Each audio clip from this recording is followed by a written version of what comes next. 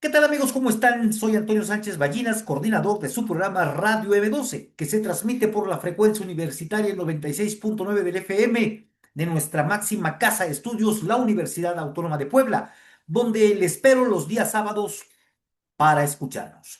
Miren ustedes, queridos amigos, quiero lanzar una frase con el poder que me da mi libertad de expresión, que realmente describe la geometría política de nuestro tiempo, que emana de mi intuición materialista sobre cómo las apariencias opuestas pueden converger en un mismo terreno. Y no me refiero a los maestros y a Salinas Pliego, porque ya dijimos en una cápsula anterior que no son los actores políticos que se tocan realmente. Hay un par de figuras peligrosas que habitan en esa zona de contacto. Me refiero a los intelectuales de Morena y a los intelectuales de la ultraderecha.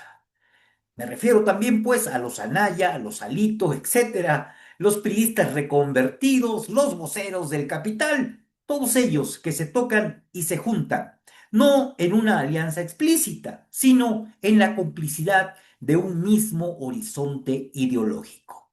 Esos académicos, analistas y comentaristas que se dicen de izquierda, que militan en las filas del partido en el gobierno, han hecho de la crítica su principal moneda de cambio. Desde sus púlpitos universitarios y sus tribunas mediáticas nos dicen, con una seguridad que irrita, que el problema de nuestro país no es el capitalismo, sino la gestión. No es el sistema, es el individuo. No es la explotación, es la pobreza. Este discurso, que se presenta como la vanguardia del pensamiento crítico, no es más que la coartada perfecta para que el sistema respire tranquilo, sistema que la izquierda intelectual morenista no toca. Y en ese sentido, su función, queridos amigos, es la de los esquiroles del avance popular.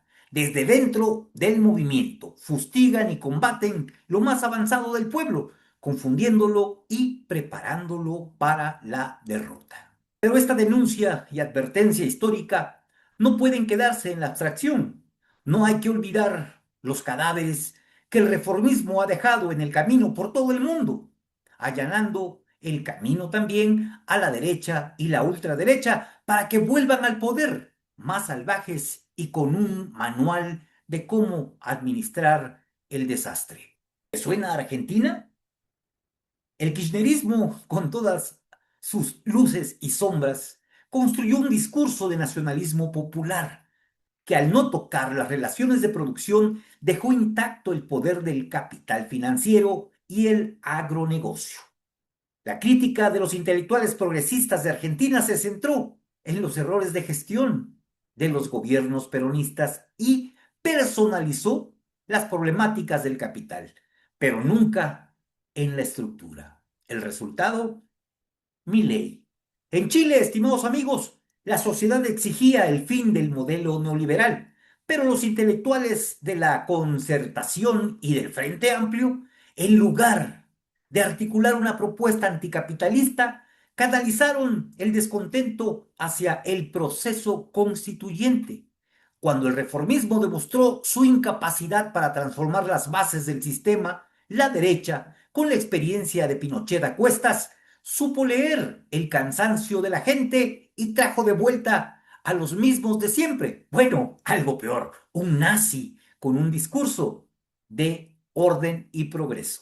En Brasil, el reformismo de Lula fue de inclusión social y distribución del ingreso, pero nunca tocó el poder de la banca ni del gran capital industrial. Y bueno, ya saben, a partir de allí emergió Bolsonaro.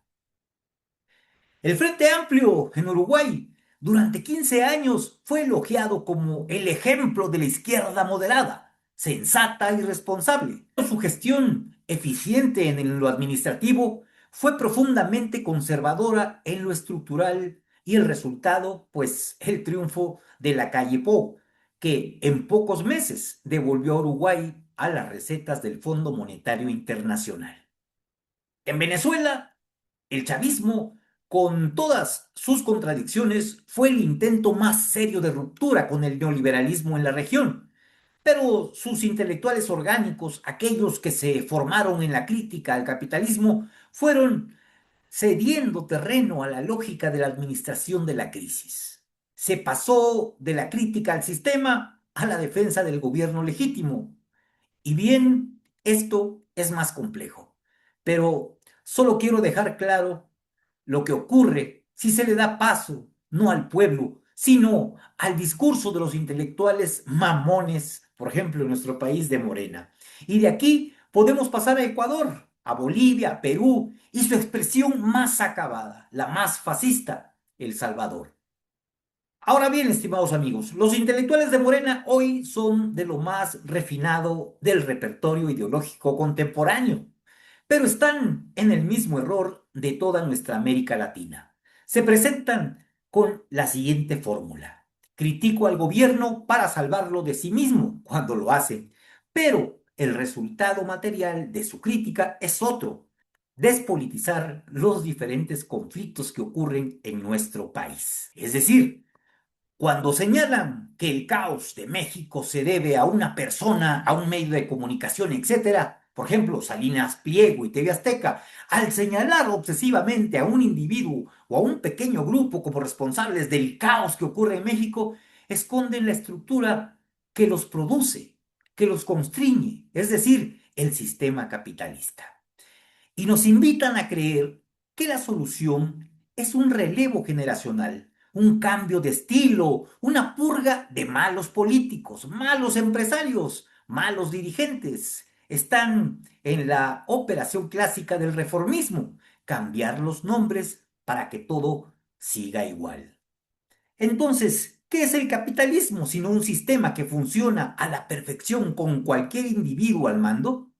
¿Acaso el Banco de México, el Fondo Monetario Internacional o las empresas transnacionales modifican sus políticas porque un presidente es bueno o malo? No, la ganancia no espera, la ganancia exige, la ganancia es la esencia, y el individuo, por más carismático que sea, no es más que el administrador temporal de una lógica que lo trasciende y lo devora. Aquí reside la crítica. Los intelectuales de Morena y los intelectuales de la ultraderecha, los Anaya, los Alito, etcétera, los priistas reconvertidos, los voceros del capital, se tocan y se juntan, no en una alianza explícita, como hemos dicho, sino en la complicidad de un mismo horizonte ideológico. Lo volvemos a repetir.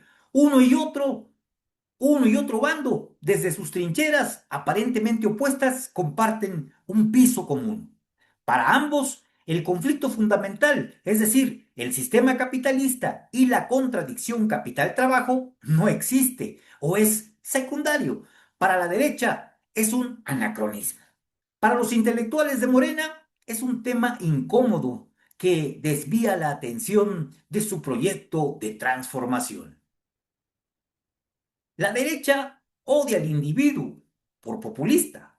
Acuérdese de López Obrador. El intelectual de Morena odia al individuo por inepto, es decir, el rechazo a todos los funcionarios y todos los políticos del pasado, neoliberales, incluso, por ejemplo, ahora hasta Lito Moreno. Y no está mal que lo odien, la cuestión es que no es donde se debe poner el ojo verdaderamente.